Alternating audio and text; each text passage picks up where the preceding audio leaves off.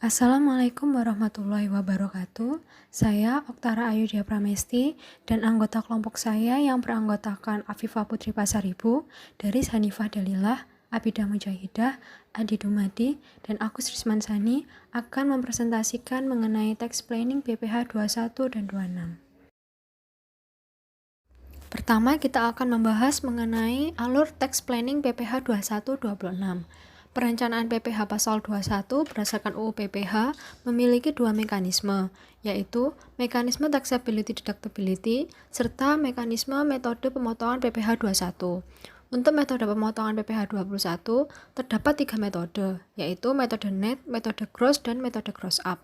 Dua mekanisme ini sebagai upaya penghematan pajak dalam mengefisienkan beban pajak terhutang, sehingga menghasilkan penghasilan kena pajak yang lebih rendah, yang kemudian menghasilkan PPh badan yang lebih efisien, serta SPT PPh badan yang akurat dan sesuai dengan peraturan perundangan.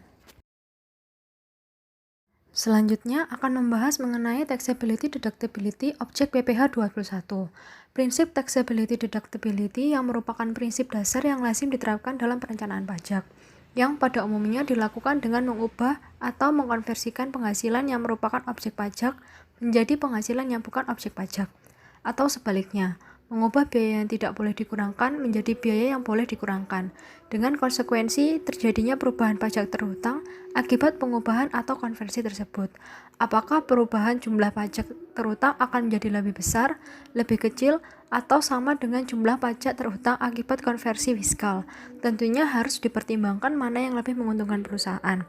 Selanjutnya dijelaskan dalam tabel mengenai jenis imbalan dalam bentuk uang. Perlakuan biaya bagi perusahaan atau pemberi kerjanya adalah deductible, sedangkan untuk perlakuan PPh pasal 21 bagi penerima adalah taxable. Dan yang kedua adalah jenis imbalan dalam bentuk natura. Perlakuan biaya bagi perusahaan atau pemberi kerja adalah non-deductible, serta perlakuan PPh pasal 21 bagi penerima adalah non-taxable. Selanjutnya adalah rekonsiliasi fiskal objek PPh 21. Rekonsiliasi fiskal dapat diartikan sebagai usaha mencocokkan perbedaan yang terdapat dalam laporan keuangan komersial dengan perbedaan yang terdapat dalam laporan keuangan fiskal yang disusun berdasarkan Undang-Undang Perpajakan. Untuk meyakinkan bahwa atas seluruh objek PPh pasal 21 telah dipotong pajaknya, perlu dilakukan rekonsiliasi antara data laporan keuangan, baik yang berasal dari akun neraca maupun akun biaya. Rekonsiliasi sangat berguna dalam rangka pelaksanaan pengendalian dan pembuktian bahwa seluruh objek PPh pasal 21 telah dipotong. Hal ini dapat memudahkan wajib pajak ketika diperiksa oleh petugas pajak. Kemudian ada metode pemotongan PPh pasal 21 atau 26. Yang pertama ada gross method. Gross method adalah metode untuk menghitung PPh pasal 21 yang dibebankan kepada karyawan.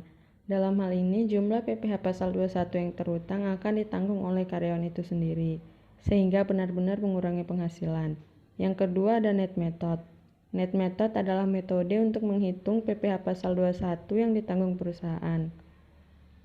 Dengan demikian, gaji yang diterima oleh karyawan tersebut tidak dikurangi dengan PPh pasal 21, karena perusahaan yang menanggung biaya atau beban PPh pasal 21. Yang ketiga ada gross up method. Gross up method adalah metode untuk menghitung PPh pasal 21 yang ditunjang perusahaan. Perusahaan menanggung beban pajak karyawan baik sebagian maupun seluruhnya dengan cara memberikan tunjangan pajak. Jika PPh pasal 21 diberikan dalam bentuk tunjangan, maka jumlah tunjangan tersebut akan menambah penghasilan karyawan dan dikenai PPh pasal 21.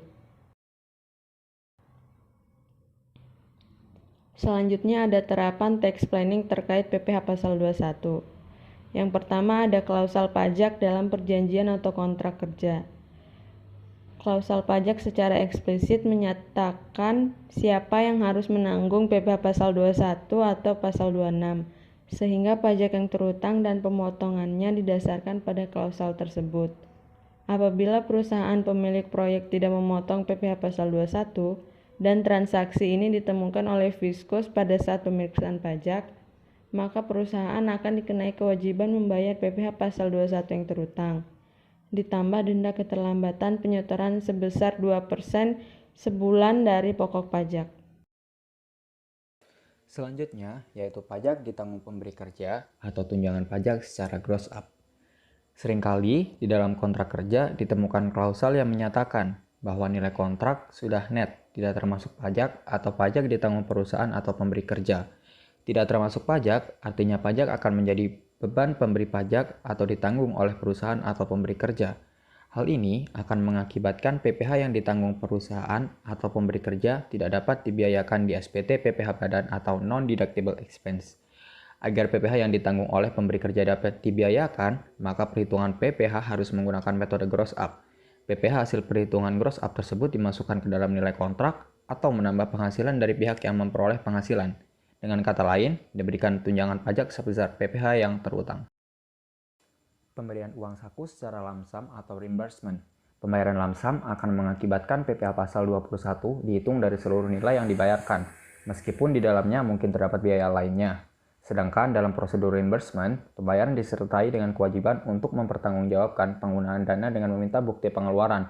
Apabila terjadi kelebihan, harus dikembalikan ke perusahaan, dan apabila terjadi kekurangan, dapat dimintakan kembali atau reimbursement. PPh pasal 21 hanya akan dihitung dari uang saku atau tunjangan berupa uang lainnya yang benar-benar diterima atau diperoleh oleh karyawan. Selanjutnya, yaitu tunjangan makan atau menyiapkan makan bersama. Dari sisi PPh badan, dengan asumsi jumlah beban yang sama, keduanya tidak menimbulkan pengaruh apapun, karena sama-sama bisa dibiayakan. Tetapi, pemberian tunjangan makan mengakibatkan bertambahnya PPh pasal 21. Kemudian, memberikan tunjangan kesehatan atau fasilitas pengobatan. Bila perusahaan menyediakan fasilitas pengobatan, maka perlakuan perpajakannya bersifat non-taxable non-deductible, dan bila menggunakan metode reimbursement, perlakuan pajaknya dapat bersifat non-taxable non-deductible dan taxable deductible. Selanjutnya ada pemberian kesejahteraan karyawan. Yang pertama itu natura atau cash.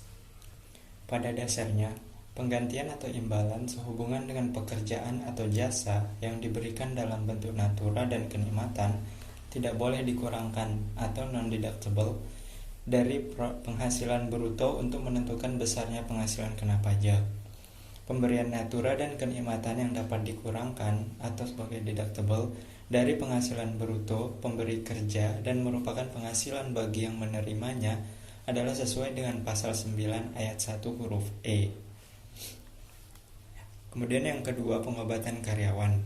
Fasilitas pengobatan berupa pemberian tunjangan pengobatan kepada pegawai akan menjadi deductible taxable. Selain itu, akan menjadi non-deductible dan non-taxable apabila fasilitas yang diberikan perusahaan berupa fasilitas pengobatan yang ditanggung langsung oleh perusahaan. Selanjutnya ada makan karyawan.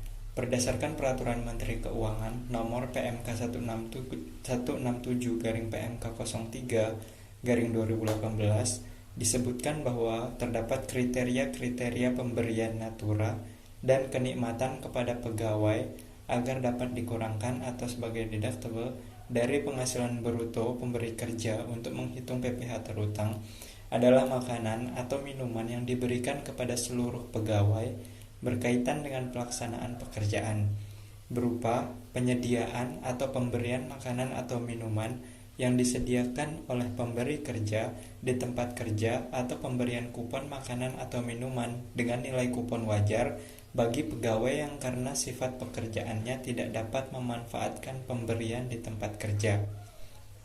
Selanjutnya ada premi asuransi.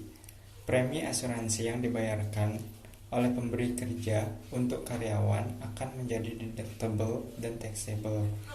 Kemudian untuk premi asuransi yang dibayarkan oleh perusahaan asuransi termasuk ke dalam bukan objek pajak atau tidak dipotong pajak.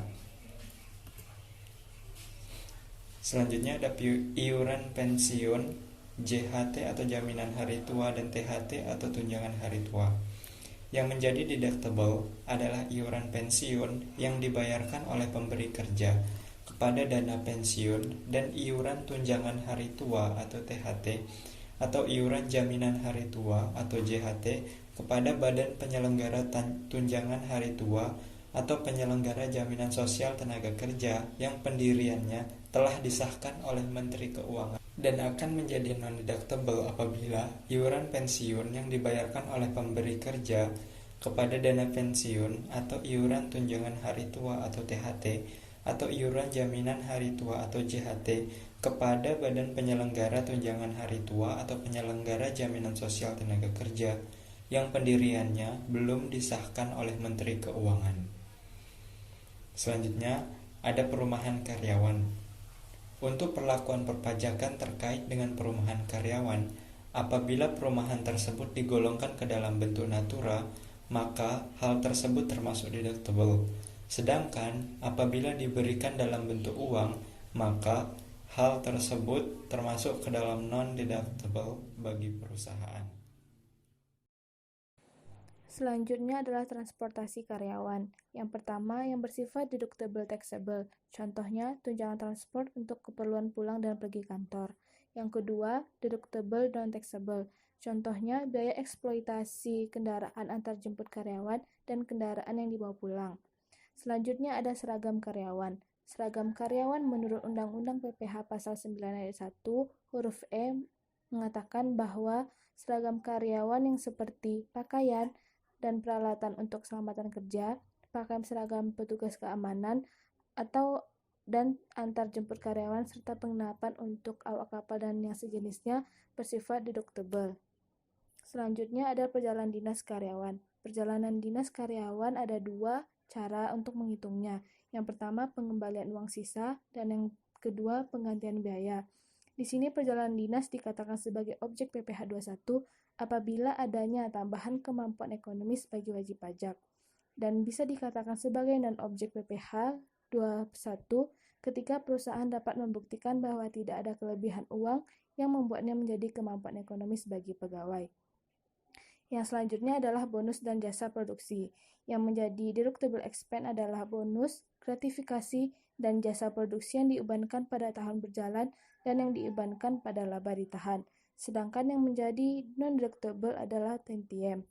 Tantiem itu adalah bagian keuntungan perusahaan yang dihadiahkan kepada karyawan, yang baru dapat diberikan bila perusahaan memperoleh laba bersih. Yang terakhir adalah natura di daerah tertentu. Dianggap sebagai deductible karena pemberian natura ini di daerah tertentu. Daerah yang dimaksud adalah daerah yang secara ekonomis mempunyai potensi yang layak dikembangkan, tetapi prasarana ekonomi pada umumnya kurang dan sangat tidak memadai, dan sulit dijangkau oleh transportasi umum, baik melalui darat, lautan maupun. Implikasi tax planning terhadap beban pajak.